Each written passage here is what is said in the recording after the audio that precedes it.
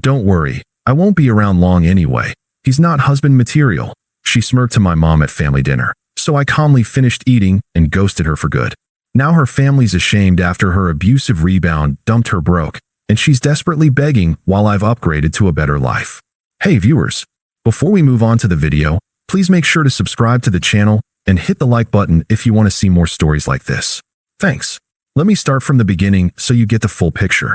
My name's Alex, fake name, obviously, and at the time, I was 28, working as a software developer in a mid-sized city. Steady job, good pay, nothing flashy, but I was building a life.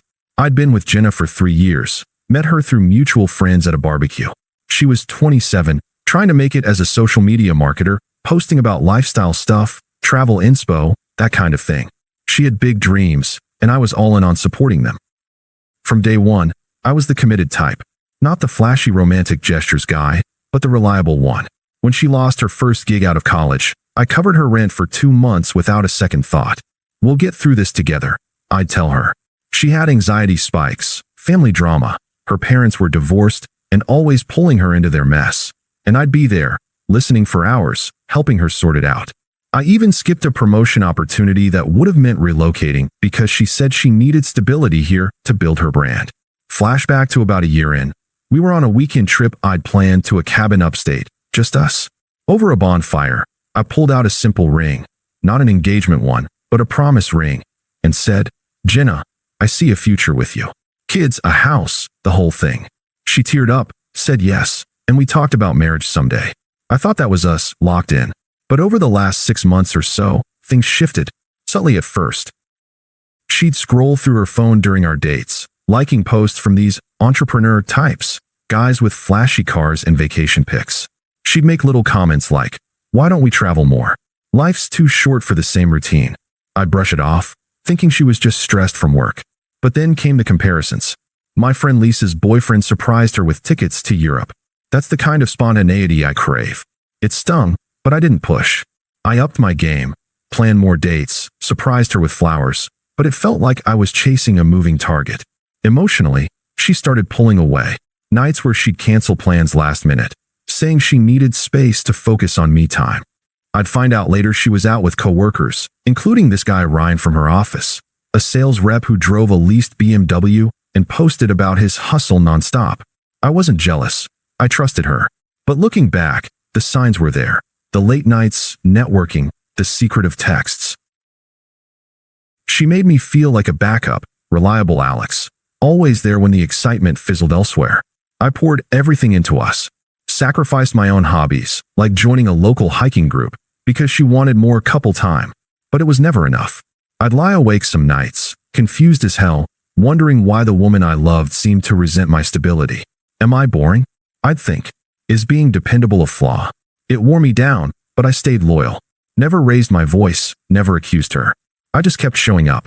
That all culminated at my family's dinner. My parents had invited us over to celebrate my recent promotion. Nothing huge, just a step up at work with better hours. Mom cooked my favorite, lasagna, garlic bread, the works. Dad, my sister, her husband, small gathering, but warm. Jenna showed up late, phone in hand, barely engaging. I chalked it up to a bad day. We're all at the table, passing plates, chatting about my new role. Mom's beaming, says to Jenna, "We're so proud of Alex. He's going places. You two make such a great team. When's the wedding talk starting?" Jenna sets down her fork, takes a sip of wine, and with this little smirk, looks right at my mom and says, "Don't worry, I won't be around long anyway. He's not husband material." The room goes dead silent. My fork freezes midair.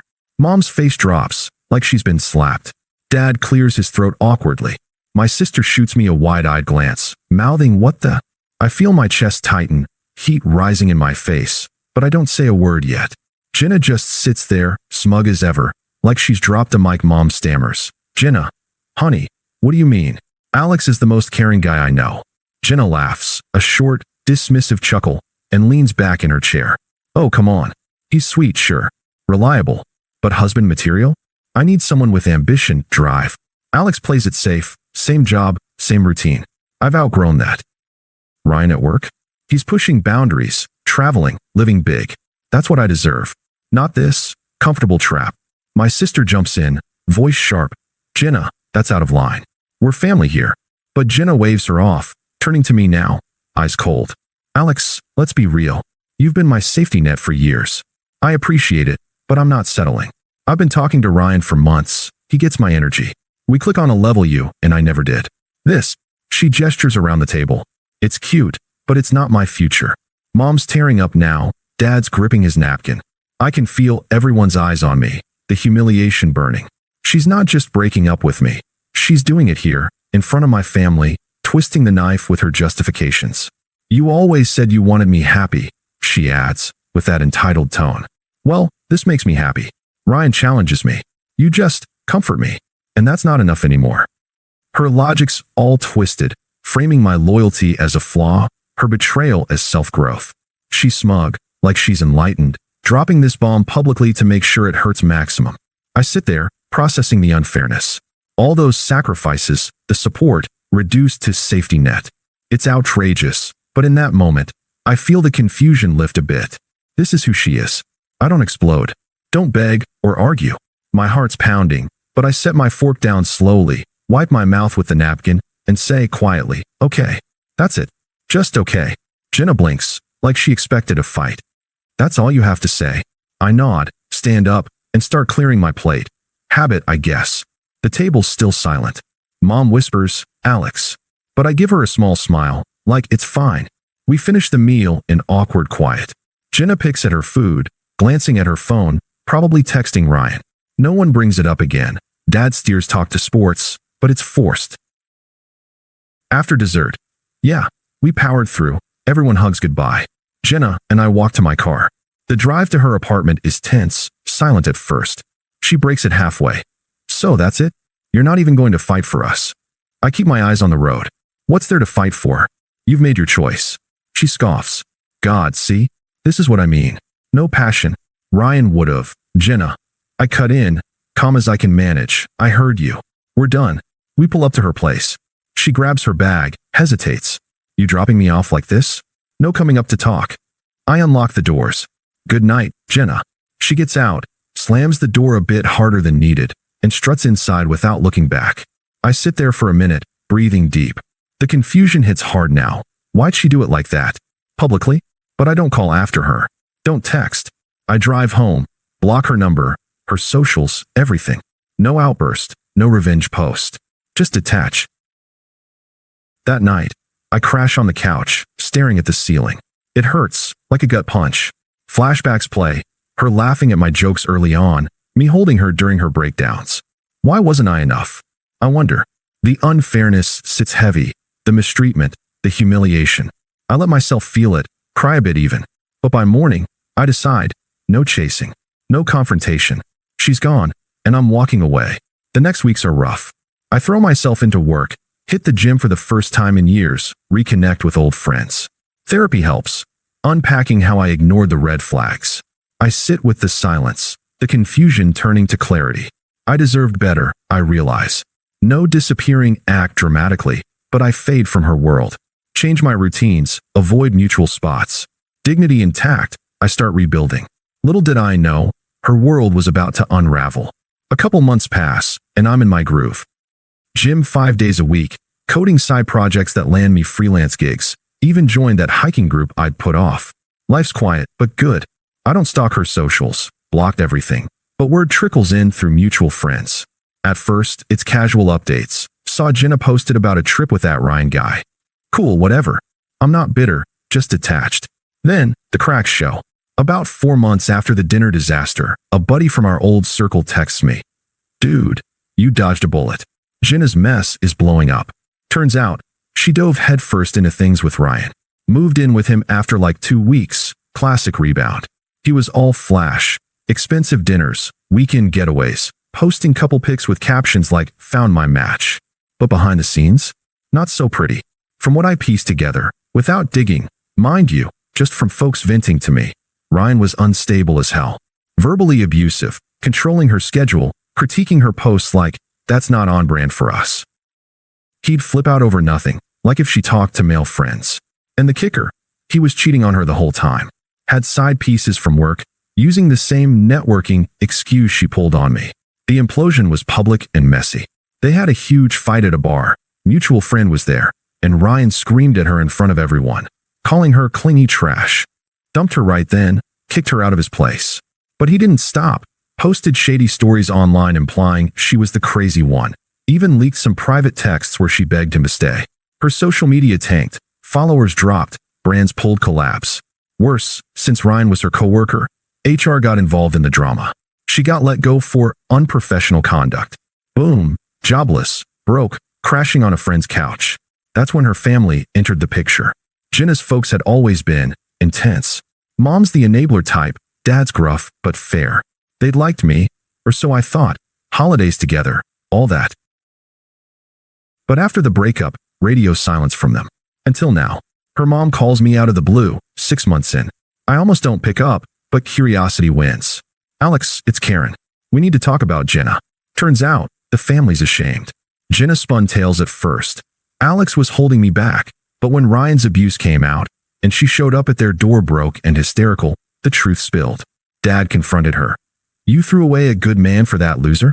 Siblings distanced themselves. Her brother straight up said, You're on your own. Learn from this. They saw her isolation. Friends bailed after the scandal, tired of her drama. She was unraveling, crying spells, no gigs, scraping by on odd jobs. Karen apologizes profusely. We didn't know how bad it was. You were always so good to her. I listen politely, but don't engage much. It's satisfying, in a quiet way, not revenge, just justice. Her betrayal boomeranged. She discarded me like yesterday's news, and now she's the one discarded, irrelevant in her own circle. Her family's shame seals it. They're not defending her anymore. They're regretting enabling her entitlement. I don't gloat. Don't reach out. But yeah, karma hit hard. She built her better life on sand, and it crumbled. Me? I'm solid, focusing on my own rise. The attempts start small, about 7 months post-breakup. I'm at work when my phone buzzes. A text from an unknown number. It's her, probably a burner app. Hey Alex, it's Jenna. Can we talk? I miss our chats. I read it. Feel nothing. No anger, no pull. Delete and block. But she persists. Next day, another. I know I hurt you. Ryan was a mistake. Let's grab coffee. Ignored. Then the calls begin. Voicemail 1. Alex, pick up. I messed up big time. You were always there for me, and I took it for granted. Ryan, he wasn't who I thought. Abusive, controlling. I see now what I had with you. Her voice cracks a bit, but it's laced with that same entitlement, like I owe her closure. I listen once, then delete. No response. Escalation hits at 8 months. She shows up at my gym, must have asked around. I'm mid-set when she approaches, looking rough, hair messy, eyes puffy. Alex, please. 5 minutes.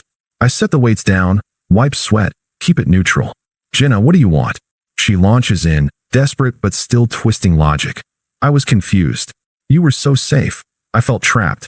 But Ryan showed me what real chaos is. I need stability now, you. We can start over. I'll change. I shake my head. You said I wasn't husband material. Remember? In front of my family. She flushes. That was stupid. I was trying to push you away because I was scared. But look at me now, alone, broke. My family's pissed, friends ghosted. You win, okay? Come back. Her hypocrisy shines, framing her betrayal as my fault, her karma as a bargaining chip. No, Jenna, we're done. I grab my bag and leave. She calls after. You're heartless. The toxic brigade follows. Her best friend ambushes me at a coffee shop a week later, clearly coordinated. Alex, Jenna's a wreck. She cries every night. Give her another chance. She's learned her lesson. I sip my coffee. Not my problem. She pushes. Come on. You loved her. Her family's begging too. Don't be petty. Unpleasant as hell. Guilt tripping. Like I'm the villain. Tell her to move on. I pay an exit. Then her family piles on. Dad texts. Son, Jenna's in a bad spot. Ryan ruined her. You're a good man. Talk to her. Ignored. Mom calls again. Alex, she's family to us. Don't throw away 3 years over one mistake. She's desperate. Help her out. Their tone's manipulative, unpleasant, pressuring me like I owe them. Karen, respect my space. I hang up. By 9 months, Jenna's anger boils over. Ranting voicemails. Fine, ignore me. You're pathetic anyway, hiding behind your dignity. Ryan was right. You're boring. But you'll regret this when I'm back on top. Texts flood. You think you're better now? Enjoy your lonely life. It reveals her true colors. Desperate 1 minute, vicious the next.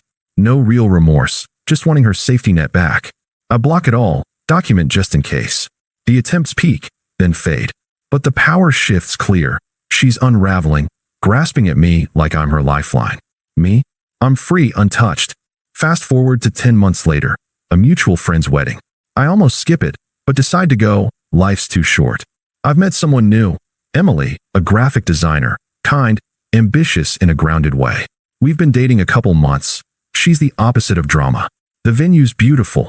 Outdoor garden, string lights, laughter. I'm in a suit, chatting with old pals, Emily on my arm. Then I spot Jenna, alone at a table, drink in hand, looking worn, dress ill-fitting, makeup trying too hard.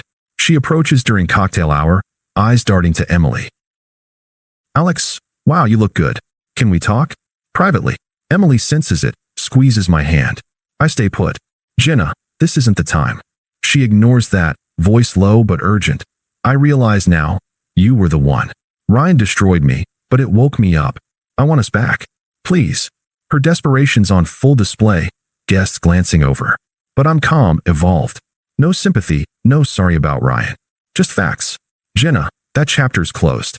I've built something real here. Career booming, great people, peace I never had with you. I nod to Emily. She's part of that now. You're not. She tears up, hypocrisy flaring. So that's it? Replace me already? After everything. I meet her eyes, indifferent. You replaced yourself when you walked away. Good luck out there. We turn and mingle, leaving her standing. Later, a friend mentions she left early, humiliated. Her family's texts stop after that. Me? I danced with Emily, laughed till dawn. She's irrelevant now. A lesson learned, nothing more. I've moved on completely, thriving in ways she never saw coming. If you're reading this, Jenna, thanks for the push. I'm better for it. Thanks for watching. Make sure to subscribe to the channel and hit the like button. What do you think about this story? Share it in the comments.